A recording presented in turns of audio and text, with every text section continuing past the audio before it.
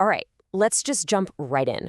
We're going to travel back in time about 14 centuries, way before there were stock markets or investment banks.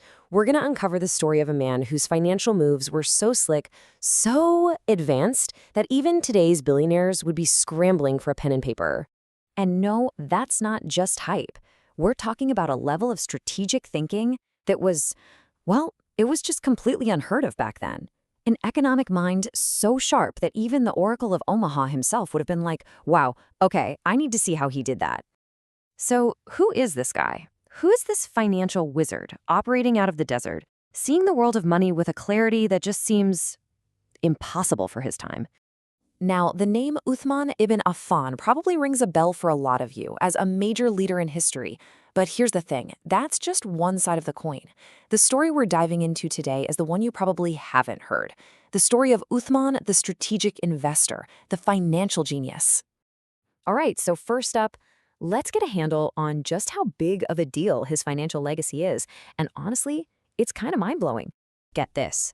To this day, there is still a bank account in his name. Real assets, still spending off cash for charity, for orphans, for people in need, all from deals he made 1,400 years ago. That's not just being good at business. That's creating a financial engine designed to run forever. So how does someone become that good with money way back then? Well, to get the man, you have to get the world that made him. Forget any image you have of a sleepy desert town. 7th century Mecca was the complete opposite. It was a high-octane global marketplace. Seriously, picture the Dubai or Singapore of the ancient world. It was this massive crossroads where everyone and everything met. And the competition, it was fierce. If you weren't smart, you were out. And we're not talking about a couple of guys selling pots and pans here. The famous winter and summer journeys were huge.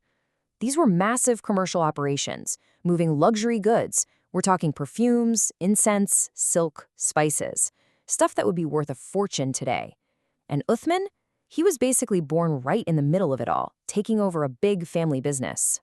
And you know, the system they had was surprisingly advanced. They had this thing called Mudaraba. Think of it like a 7th century version of a venture capital fund. You'd have a lead merchant, the expert, like Usman, who would pool money from smaller investors, go out and do the big trade deal, and then everyone would get a piece of the profit. So yeah, he wasn't learning this stuff in a classroom, he was living it. But see, lots of people were traders. Uthman was different. What really made him stand out was his personal code, his own set of rules for investing. And these principles are what took his family business and blew it up into a massive empire. Okay, this next part is key to understanding his genius. It's all about a fundamental shift in thinking. See, most traders back then were in what you could call a profit circle. It's simple. Buy, sell, get paid, spend the money. The end. But Uthman? He operated on a completely different level. He thought in a profit chain. And here's the game changer. For him, profit wasn't the finish line. It was the starting fuel for the next thing. A big chunk of every single return he made went straight back into the business, making it bigger and stronger for the next go-around. We have a name for this today, right? It's reinvesting profits. It's the magic behind compounding wealth. And he was doing this, mastering this, centuries before anyone wrote it down in a finance book. But wait, there's more. His code had a few other golden rules. First, something we'd now call value investing. He wasn't just a reseller. He would actually improve the goods to make them worth more. Smart. Second, diversification. You know the saying, don't put all your eggs in one basket? He lived it. He spread his money across different types of goods, different trade routes, both land and sea, and even into real estate. And the third one, and this is huge, was social capital. He knew that having a rock-solid reputation for being trustworthy was more valuable than actual gold. In today's business world, we call that brand equity, and it is everything. Okay, so that's the theory. But let's look at a real-world example of how this guy's brain worked. Our first case study is just brilliant. All right, picture this. The early Muslim community moves to a new city, Medina, and they hit a huge problem. There's only one good well with fresh water, and the guy who owns it, he has a total monopoly, and he's charging a fortune for it. People were struggling just to get the water they needed to live. So what does Uthman do? This is where it gets incredible. This is the art of the deal, but 1,400 years ago. He doesn't just go and try to buy the well. No. He goes to the owner and says, look, I'll buy half of it. We'll take turns. You get it one day, I get the next. The owner agrees. So on Uthman's day, he announces the water is free for everybody. So what do people do? They come and take enough water for 2 days, which means on the owner's day, nobody shows up. His business model is toast. Before long, the guy has no choice but to sell the other half to Uthman. Just a masterstroke. And see, this wasn't just a nice gesture. This is what we would call strategic impact investing today.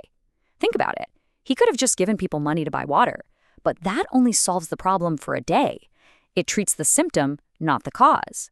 Instead, he went after the core asset, the well itself, to solve the problem for good. It's the exact same logic that drives modern impact investors, who fund things like clean energy. They're trying to fix the system, not just patch it up. He was a pioneer of this idea.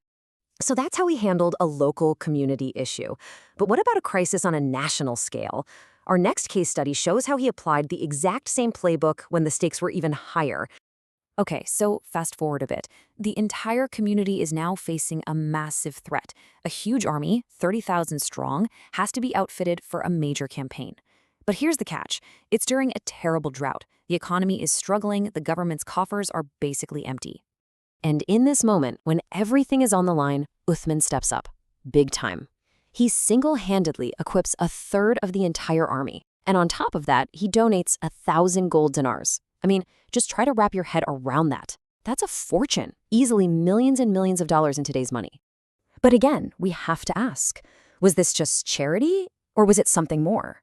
From his perspective, this was a critical investment in national security. He was smart enough to know that all his businesses, all his trade routes, all his wealth meant nothing if the whole system collapsed around him. By protecting the state, he was protecting his own long-term interests. So when you step back and look at the big picture, what you see is this incredibly powerful, consistent financial philosophy. And the crazy part is how much it still applies to our world today. It really comes down to this core idea. For Uthman, wealth had 2 jobs to do at the same time. The first job was growth. You had to be disciplined, you had to reinvest, you had to keep making the pot bigger. But the second job was impact. You had to use that wealth strategically to build things, to solve real problems, and to make the entire community stronger.